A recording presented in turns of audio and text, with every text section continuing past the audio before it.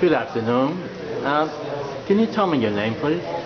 Joyce Woods. What's the name of your organization? National Alliance for Medication Assisted Recovery. When you think about Herman Josephs, what comes to mind? Well, I've known Herman for over 40 years, and I think of him as a person that is very patient-oriented.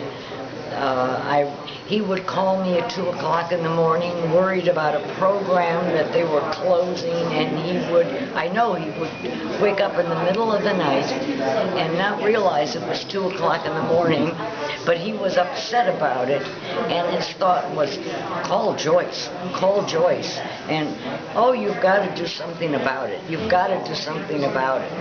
so that's what I remember about Herman. But whenever he was needed, he was always there. Now, your organization is more than just an advocacy for patients. Tell us a little bit more about the services. Well, we have a grant that... What's the name of it again?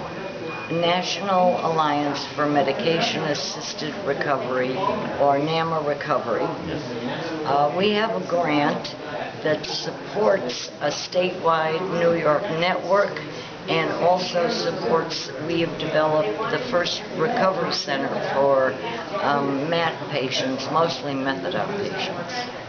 So you deal directly with the misinformation or stigma that even patients have about medical assisted treatment. We're the patient organization. The easiest way to describe us is we're a union for patients. Describe the, I guess, many people don't understand the patient profile in terms of addiction. How would you describe that? It can be anybody, anyone. You can be standing next to somebody in line in a bank, and the person next to you can be a patient, and you won't know it because they don't wear signs. How long would they have had a misuse of the drug or the... Anywhere from about a year to an endless number of years. Okay. And how does medical assistant treatment help with sustainability, resilience for the patient? Well, studies have been done, and actually Herman did one of those studies where they did a follow-up of thousands of patients that had gone through the program and left.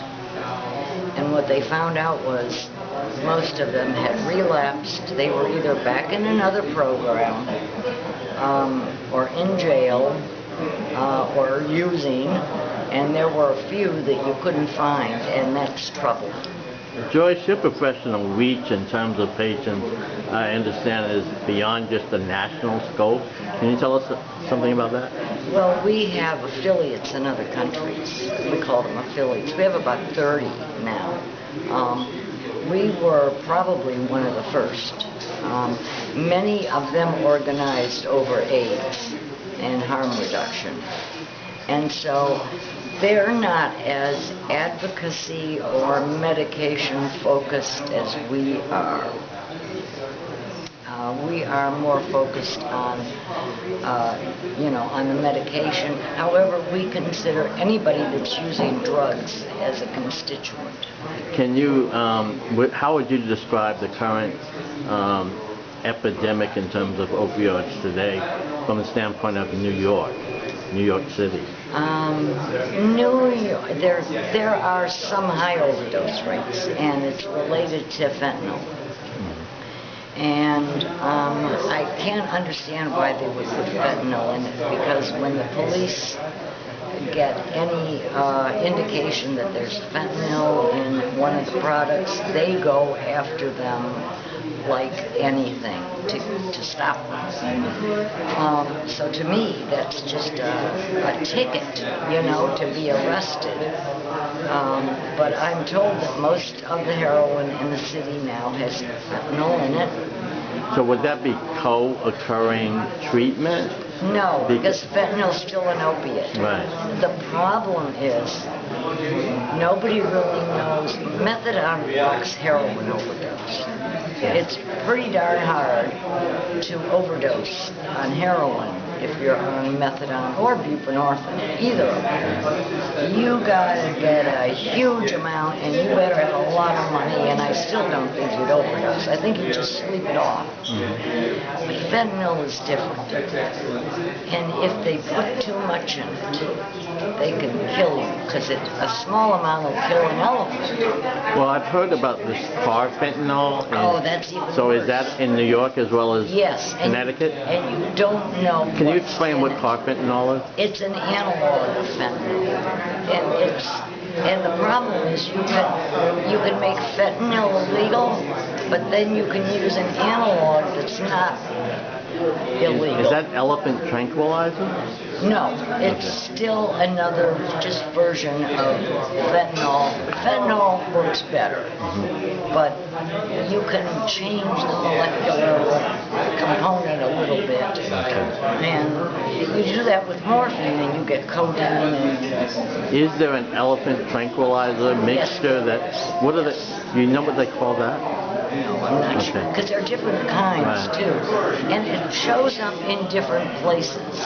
And let me tell you, it would not make somebody who's addicted to opiates very happy, because it would not do anything for their dependence on opiates. They would still be sick, so I'd be free.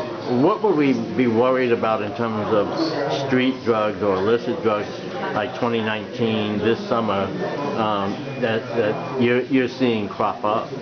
Well, the big problem is there's not enough treatment for everybody who needs it. There's a huge number of myths about methadone and treatment.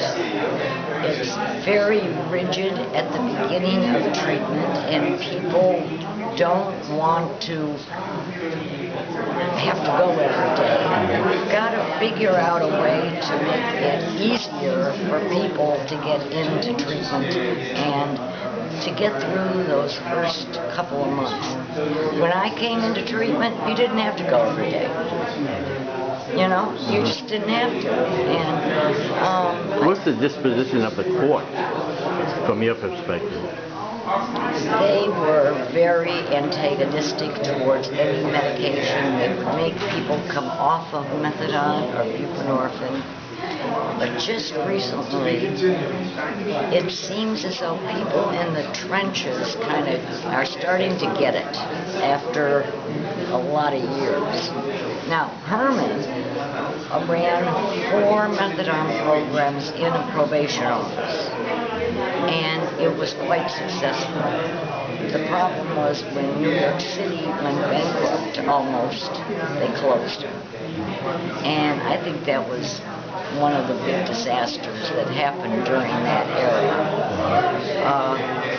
But the one way to do this, at least New York and New Jersey and a few other states now have passed laws that in the courts you cannot remove somebody from their medication. That's a judge playing doctor, you know, and they have no knowledge of that. Well, thank you so much. How would one contact, I mean, you're on the board of Stop Stigma now. Yes. And what's your website? Okay, well, our website for NAMA is www.methadone.org. Thank you so much. Okay, you're welcome.